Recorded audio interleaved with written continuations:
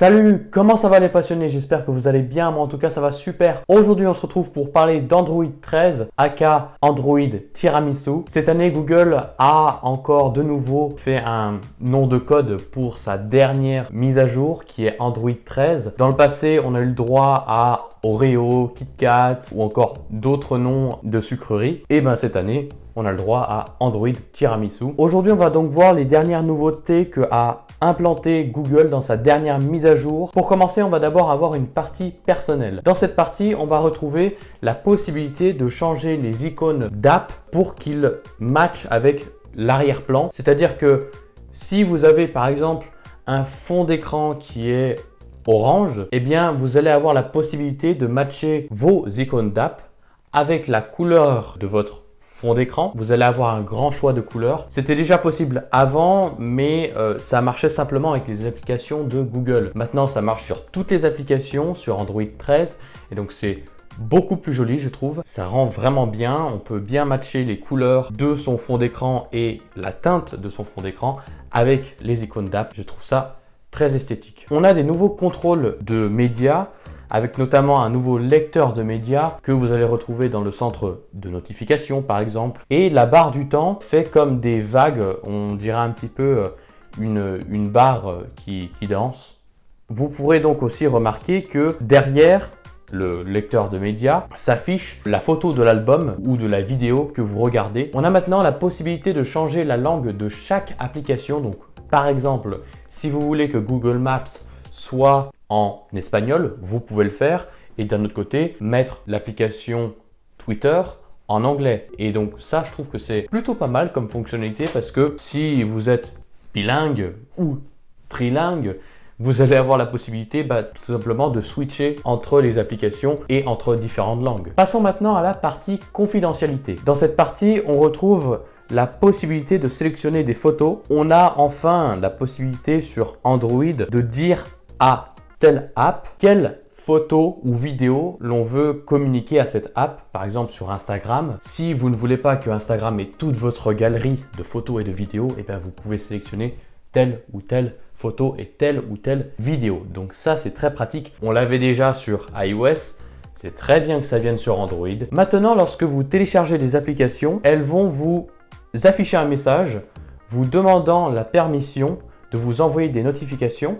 Ça, c'est très pratique aussi parce que c'était une fonctionnalité, d'après ce que j'ai pu voir, qui était très appréciée sur iOS et que beaucoup de fans d'Android auraient aimé avoir sur Android.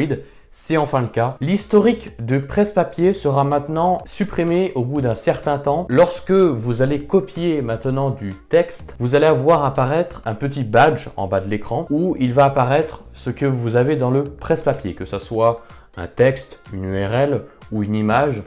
Vous allez pouvoir le supprimer ou le modifier. L'historique de votre presse-papier va disparaître au bout d'un certain temps pour ne pas que les applications aient accès à votre presse-papier. De plus, les applications maintenant, lorsque elles utilisent votre presse-papier, vous allez recevoir une notification vous informant de cela. Passons maintenant à la partie au-delà du téléphone. On reste toujours sur le copier-coller puisque maintenant, on a la possibilité de copier un texte, une image ou une photo sur son téléphone et de l'envoyer sur sa tablette ou inversement, un petit peu à la façon d'AirDrop sur iOS, tout simplement en copiant le texte, l'image ou le lien et en cliquant sur partager. Il y aura un petit icône qui va s'afficher en bas de l'écran, c'est l'icône partager tout simplement, et vous allez pouvoir le partager à votre tablette ou si c'est depuis votre tablette, à votre téléphone.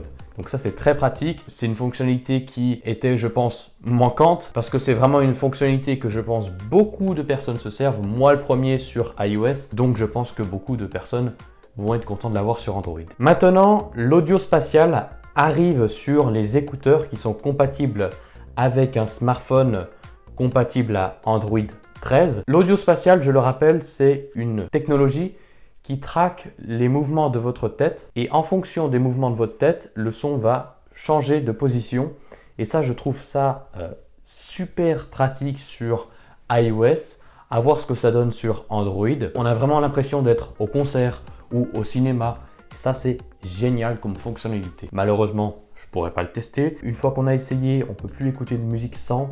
Donc je pense que les fans d'Android, les utilisateurs d'Android vont vraiment être très contents d'avoir cette fonctionnalité. Donc voilà, c'est tout ce qu'il y a comme fonctionnalité cette année par rapport à l'année dernière. Je trouve que cette mise à jour apporte de la simplicité dans Android et puis aussi de la confidentialité, quelque chose que Google a compris, je pense, il y a quelques années maintenant, 2 ou 3 ans en arrière. Ils mettent de plus en plus en avant la confidentialité, quelque chose que Apple fait depuis ses débuts. Ils ont compris aussi qu'il fallait épurer un peu le software parce que Android, il y a quelques années, c'était pas du tout ce que c'est aujourd'hui.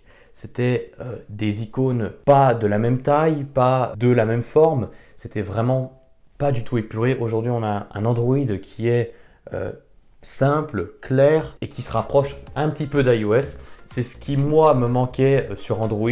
Et tout comme la confidentialité, c'est quelque chose que si un jour j'avais de nouveau un téléphone Android, j'y porterais attention vraiment. Parce que pour moi, la simplicité, l'épuration et la sécurité du software, c'est vraiment très important. Donc voilà, c'est tout pour Android 13 aka Android Tiramisu. Pour ceux qui ont des téléphones Android, c'est déjà sorti, c'est sorti le 15 août. Normalement, si vous avez un téléphone qui date des 4 dernières années, vous devrez pouvoir l'installer sur votre téléphone Android. N'hésitez pas à me dire ce que vous pensez de cette mise à jour en commentaire. Je me ferai un plaisir de vous répondre à vos commentaires. C'est tout pour cette vidéo, j'espère qu'elle vous aura plu. Et puis, on peut se retrouver sur Snapchat, Twitter, Instagram et bien entendu sur la chaîne YouTube pour une prochaine vidéo. Allez, bye bye!